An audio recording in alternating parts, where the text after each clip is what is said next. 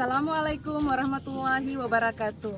Yang terhormat Bapak Ibu Penguji Uji Kinerja PPG dalam jabatan Kementerian Agama Republik Indonesia, LPTK Universitas Islam Negeri Sultanah Nahrasia Laksemawe Batch 4. Perkenalkan, saya Nurdiana Kahar. Saya adalah guru di MI Al Rizki Ona, Kecamatan Sulawesi Barat, Kabupaten Kepulauan Sula, Maluku Utara. Dengan NIM 2025611156. Saya adalah mahasiswa pendidikan profesi guru dalam jabatan Kementerian Agama Republik Indonesia Batch 4 pada tahun 2025 di LPTK Universitas Islam Negeri Sultanah Nahrasia Laksemawe Batch 4. Pada hari ini, tanggal 13 Januari 2026, saya akan melaksanakan praktik pembelajaran dalam rangka penilaian uji kinerja PPG dengan menggunakan model pembelajaran problem based learning pada materi sholat berjamaah pada mata pelajaran fikih. Terima kasih, mohon arahannya. Selamat menyaksikan. Oke.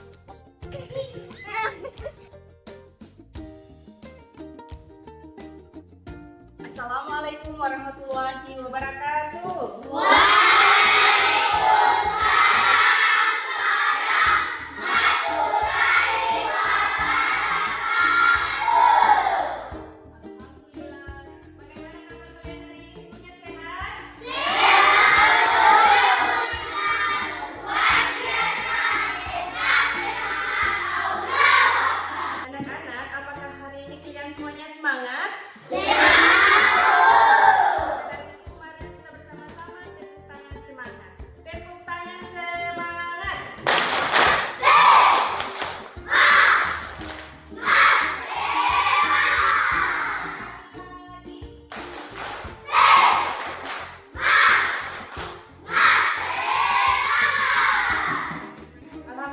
Semua semangat ya.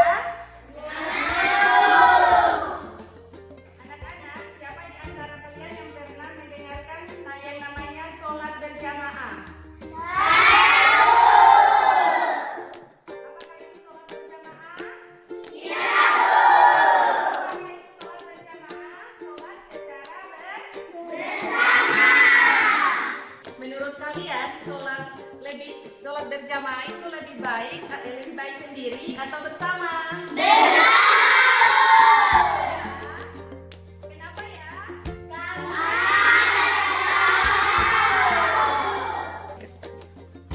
Wah, Masya Allah, betul sekali ya anak-anak, karena sholat berjamaah itu lebih baik. Nah, hari ini kita akan belajar tentang materi tentang sholat berjamaah.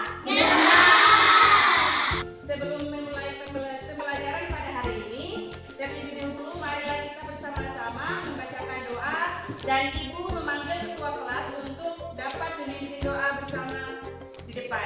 Desain sebagai ketua kelas, mari.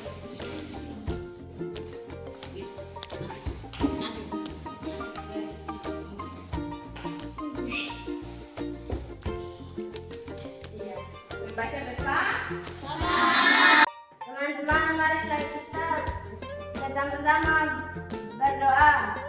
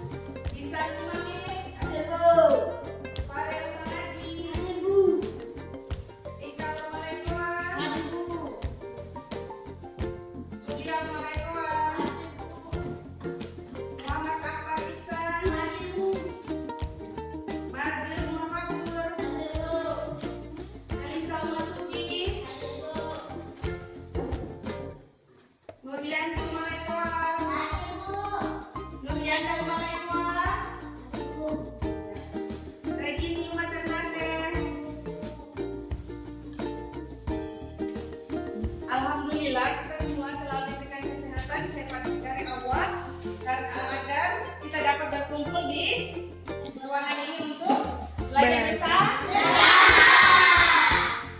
Tujuan pembelajaran hari ini adalah yang pertama, memahami pengertian sholat berjamaah.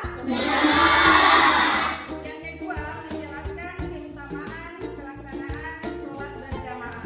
Yang ketiga, menyebutkan syarat-syarat imam dan makmum. Yang keempat, memperhatikan susunan shaf dan posisi imam dan makmum dengan benar. Ya, dan kompetensi dasar yang dipakai saat ini adalah 3.4, bagaimana untuk memahami tata cara sholat berjamaah. 4.4, bagaimana untuk mempraktikkan sholat berjamaah secara sederhana. Sudah siap belajar hari ini?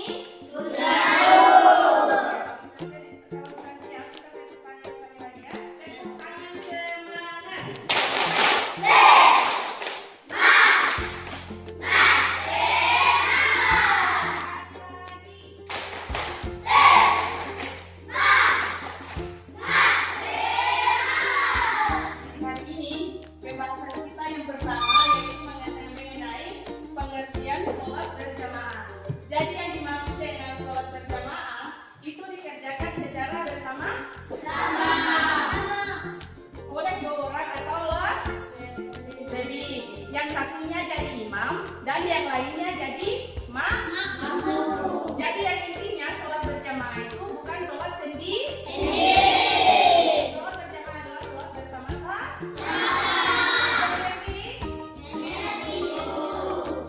Nah, ini ada sebuah video yang akan kita tonton bersama-sama ya.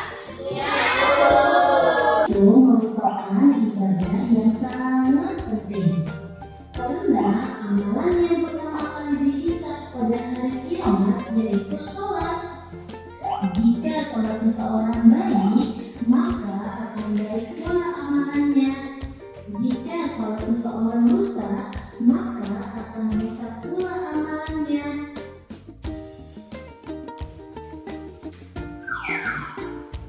Mulai dari sekarang perbaiki sholatmu ya, agar amalan-amalanmu juga baik. Semoga kita semua menjadi hamba yang beruntung saat hari perhitungan kelak.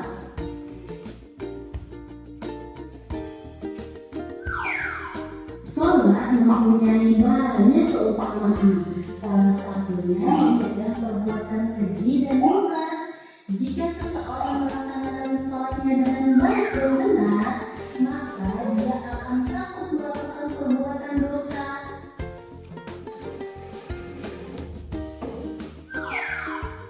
Sekarang kamu sudah tahu dong alasan kenapa kita harus sholat. Jika azan berkumandang, segeralah tunaikan perintah Allah Subhanahu wa Ta'ala dan jangan berbelanja ya, agar kamu menjadi anak muslim yang dekat dan disayangi oleh Allah Subhanahu wa Ta'ala. Amin.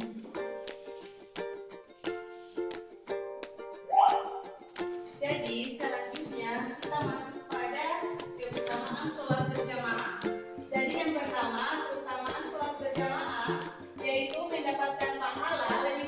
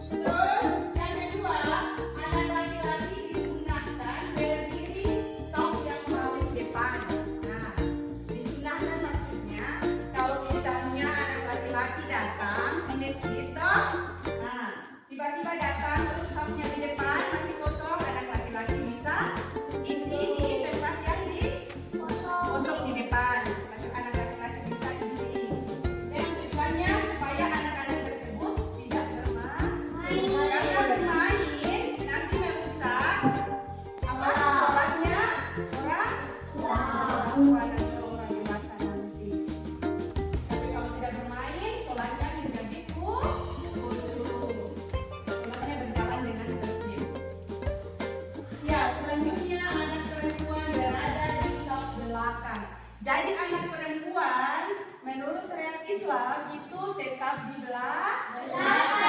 Kenapa di belakang? Karena jangan sampai terbawa fitnah. Kalau dengan perempuan itu nanti fitnah kesana kemari, boleh. Nah, makanya perempuan sudah ditentukan oleh syariat Islam, sholatnya itu mesti di belakangnya laki-laki. Perempuan tidak bisa mengimami laki-laki yang mengimami perempuan.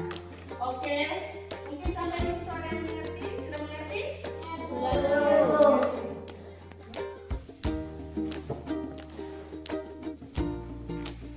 Iya. Selanjutnya ada dalam sholat berjamaah. Ada dalam sholat berjamaah yang pertama datang ke tempat sholat dengan ada yang tahu datang ke tempat sholat dengan benar? Supaya apa? Mengganggu orang yang melaksanakan sholat. Kalau dia datang sudah terlambat, sholat mengganggu nanti dapat merusak sholat orang lain sehingga sholatnya tidak khusyuk. Artinya kalau yang itu tadi nanti dapat dosa. Ya. Jadi selanjutnya merapikan pakaian sebelum melaksanakan sholat. Jadi kalau melakukan sholat itu kamu harus perhatikan dulu pakaian. Apakah sudah bersih atau belum? Apakah sudah rapi atau belum? Apakah untuk perempuan memakai pakaian jangan sampai transparan, toh membuat gangguan dari para jamaah yang lain. Itu nanti kita sebagai peserta yang sholat berjamaah itu nanti dapat dosa. Iya. Selanjutnya meluruskan saf sebelum takbiratul ihram. Tidak boleh sebelum. Jadi kalau misalnya meluruskan saf itu sebelum takbiratul ihram. Bagaimana dengan langkah Allahu Akbar? Kalau misalnya tangan sudah di dada berarti tidak boleh bergerak lagi, tidak boleh berbicara lagi sampai dengan penutupan salam baru bisa berbicara. Ya, selanjutnya tidak boleh berbicara selama dalam keadaan sholat. Dapat mengganggu pada jamaah yang lain. Iya. Sekarang ibu akan membagikan kalian menjadi 2 kelompok dan akan mengerjakan LKPD ini yang akan kalian lakukan diskusi bersama dengan kelompok kalian masing-masing ya. Nah, karena sudah bagi kelompok, ada kelompok 1 dan kelompok 2. Untuk itu, ibu akan membagikan LKPD dan kalian bisa bekerja bersama-sama bersama kelompok. Ini kelompok 1 dan ini kelompok 2. Selama bekerja diskusi kali ini, kelompok 1 akan membahas tentang apa manfaat sholat berjamaah. Dan kelompok 2 membahas tentang mengapa tidak boleh imam mendahului makmum. Bisa kan? Bisa. Ya, silakan kalian bekerja dengan kelompok kalian masing-masing untuk menyelesaikan tugas ya.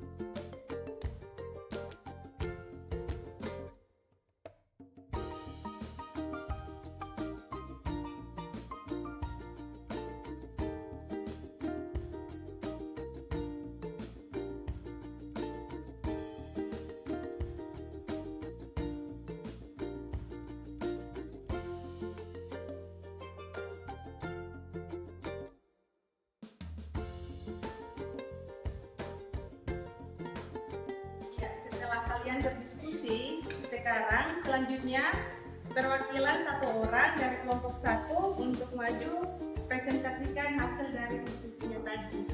Regini, maju. Jadi kelompok satu akan membahas apa manfaat sholat berjamaah. Oke, silakan Regini untuk menjelaskan manfaat sholat berjamaah. Manfaat sholat berjamaah. Pertama, mendapat pahala lebih besar. Kedua, melatih disiplin. Ketiga, menumbuhkan rasa tolong menolong. 3.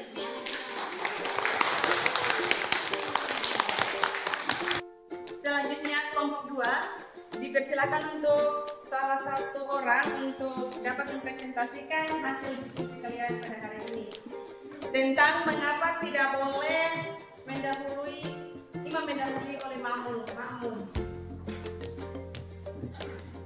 Bisa? Mengapa imam tidak bisa mendahului oleh makmum? Jelas. Hasil diskusi kelompok 2 adalah mengapa imam tidak boleh didahului makmum. Karena imam adalah pemimpin salat, perintah Rasulullah menjaga ketertiban salat.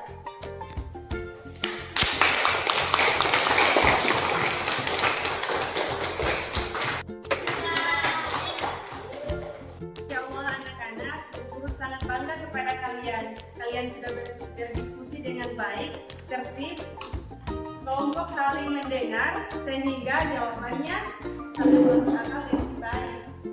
Ya. Jawaban kalian sudah bagus dan tepat. Akhirnya kalian sudah memahami ini. Tepuk tangannya. Anak-anak, terus pertahankan semangat seperti ini ya. Ya. Semangat.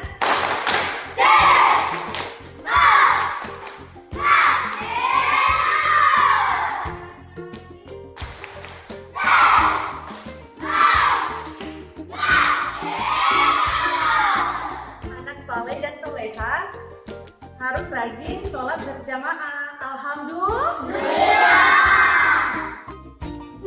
Nah, sebelum penilaian, kita akan melakukan praktik sholat berjamaah ya. Iya, Bu. Anak-anak, nanti sholatnya usahakan rapi dan khusyuk dan tertib ya. Iya, Bu.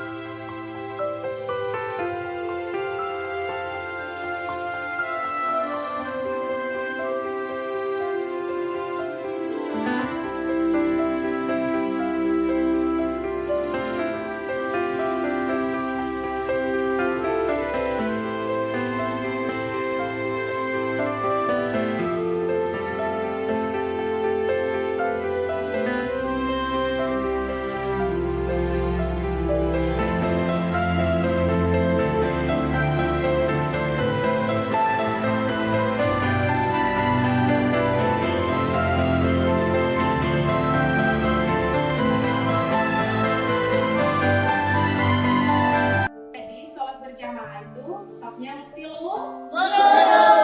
Ayo luruskan safnya. Lurus.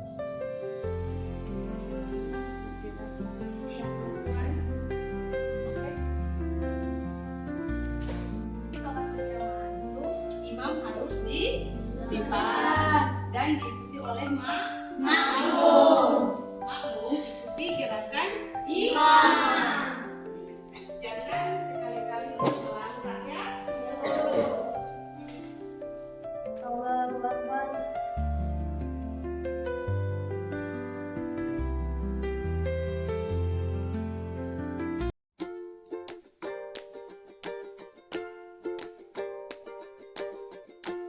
Alhamdulillah kalian sudah melaksanakan praktek sholat dengan lancar dan tertib ya.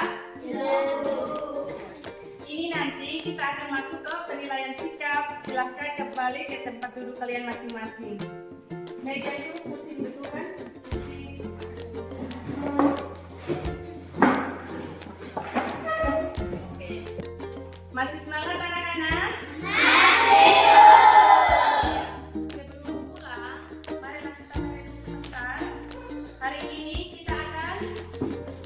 kita sudah belajar tentang sholat Ya, siapa yang senang belajar tentang sholat berjamaah? Apa hal baru yang kalian dapatkan hari ini? Iya, posisi sholat harus rapi. Apa lagi? Makmum harus ikut imam. Ya, kamu harus ikuti. Masya Allah, jawaban kalian sangat bagus. Tepuk tangan dulu. Jadi, kesimpulan hari ini adalah sholat berjamaah itu dilakukan secara bersama. Dan imam itu harus berdiri di depan dan makmumnya di belakang. Apakah itu di belakang makmum harus ikut gerakan imam, tidak boleh mendahului imam. Mulai hari ini, Bu Guru berharap kalian mau belajar sholat berjamaah baik di rumah maupun masjid. Bisa tidak? Bisa.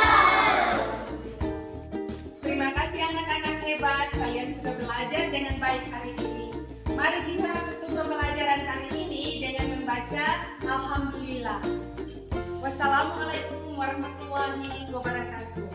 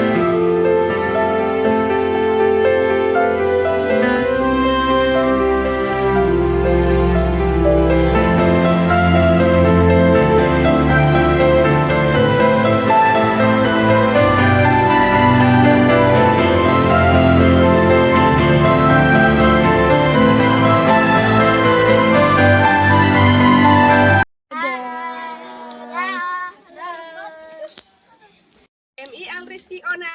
Bisa.